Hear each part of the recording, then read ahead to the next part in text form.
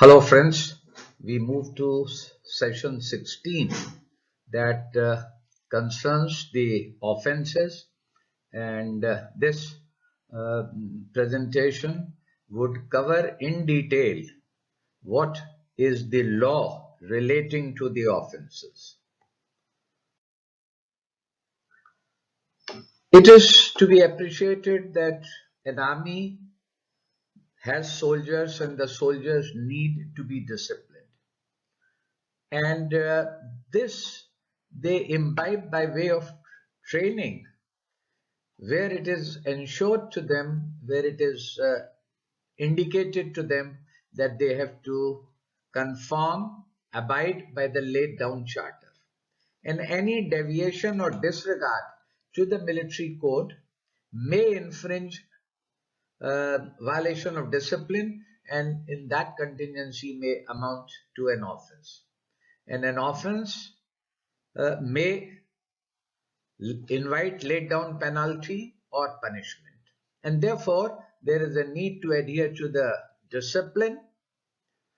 If the laid down code is not followed, it may amount to an offense, and offense may lead to framing of a charge and culpability thereof. Military leadership, that means commanders at successive levels, they can guide and they can reform their team, the soldiers under their command. There are certain personality traits which are not criminal, although they are not desirable, and these traits are monitored and they are corrected by counseling, by giving suggestions, calling them for an interview, supervision, and extra training. For example, certain soldiers may be lazy. At times they may be lethargic. They may exhibit lack of interest, motivation. Now, these are not offenses. These are character or personality traits that are sought to be improved. There are also negative traits which are, say for example, drop in performance, and these are dealt by way of performance counseling or reflection in the appraisal, annual appraisal, so that the person concerned takes a note and makes a conscious effort to improve. We talked about deviation from the military code, and that leads us to crime. Crime is a violation of law and it is an offense against the state. So even if there may be a victim where a property has been stolen or a criminal force has been used, but the offense is against the state, and in that manner crime is an act that is made punishable by law, or it is a breach of a legal duty which is treated as the subject matter of criminal proceedings and which invite a criminal trial. Criminology, which is a word associated with crime, is the study of crime and criminal punishment as a social phenomenon, and it is an act or behavior that does not breach a law. If it is so, then it's not an offense. So very often it may be said that where in discussion it is said that a person has done this, so the answer to that may be, or it may invite a retort, so what? Now, in case the answer is that it is not supposed to be done, or in other words, it's a breach or violation of this provision of the Army Act, then it's an offense, not otherwise. Crime and offense are two words that are synonymous. Offenses may be civil or criminal, and unless the act or behavior finds mention in law, it is not an offense. So therefore, very often it may be a useful approach to say, so what? Or where is it forbidden? How do you say that it is contrary to law? And that would indicate if an offense has been committed. And offenses find mention in the law books as a definition, and not crime. So for example, if it is burglary, or it is a theft, or housebreaking, or insubordination, so what are the ingredients of that offense? These are written in the statute.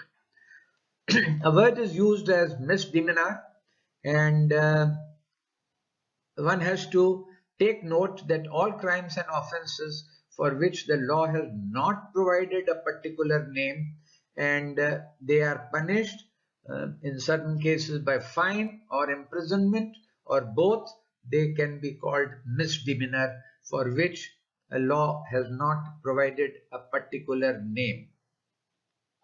And in this context, one has to bear in mind that ignorance of law is no excuse. One can't get away by saying, oh, sorry, I didn't know that it is not to be done. A word here associated in the context of crime and offense or charge is a lapse. Now, what's the difference? It is lapse is a decline from previously set high standard, fault or error. So, lapse is climb down from the standard that has been set, and it can also be called as fault or error. On the other hand, offense is an act, it may be an omission, which is punishable under a particular section of the law statute. It may as well be a civil offense. Under the Army Act, there are two categories of offences essentially, and these are military offences and civil offences. Now, all offences which are culpable, which can lead to a trial, would either be a military offence or a civil offence. Now, military offence are those which are strictly military in nature, and those which are denounced by military law rather severely because of the nature of military duty and military responsibilities. Now, for example, to illustrate, absence without leave, or coming late for parade, insubordination, or intoxication while on parade. Now, these are all military offences, apart from offences in respect of the enemy and punishable more severely on active service. Civil offences are those which are triable by a criminal court. So therefore, one should be aware that the soldiers are under the jurisdiction, or they are triable for military offences, and as well as civil offences which are blameworthy or which lead to a crime for which one may be made responsible, civilian also. Now, what is the need for law enforcement? It is law enforcement is needed because quite often it is the fear of law and ignominy of facing a trial, and during the trial process, the curbs that are put in place, the liberty that is curtailed, and finally leading to prospects of a punishment, possibility of a punishment.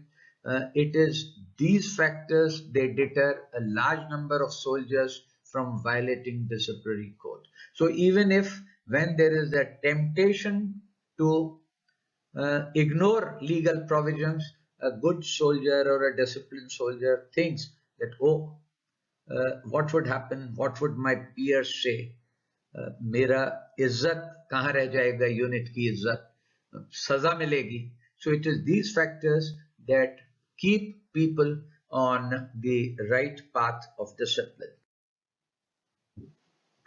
Now, these military offenses have also been grouped or classified by the manner or the type to which they relate. For example, those offenses which are in relation to the enemy, to illustrate cooperating with the enemy, showing cowardice, or in times of enemy action, active service, desertion. Now, these are some illustrations of the offenses in relation to the enemy.